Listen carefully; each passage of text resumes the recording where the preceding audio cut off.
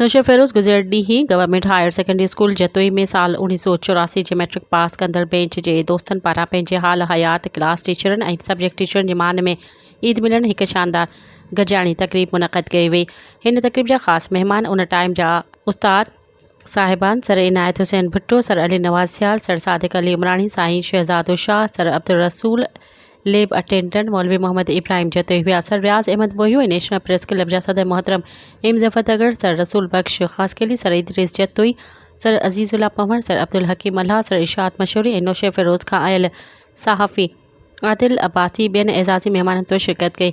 State secretary of फ़राइज़ sir Abdul Jabbar Khosa, sir Naeem Faiz Memon ऐं अब्दुल रज़ाक मस्तोई बहितरीन नमूने सां सर अंजाम ॾिना। तकरीब खे सर इनायत हुसैन भुट्टो, साईं शहज़ादो शाह, सर मोहम्मद इदरीस जतोई में ख़िताब कयो। आख़िर में 1984 वारे बेंच खे पढ़ाईंदड़ जेके उस्ताद हिन दुनिया मां इंतकाल करे विया आहिनि उन्हनि जे औलाद खे शील्डूं ॾिनी वयूं ऐं जेके हाल हयात उस्ताद आहिनि उन्हनि खे शील्डूं, अजरकूं, टोपियूं, लुंगियूं ओढ़ाई वयूं।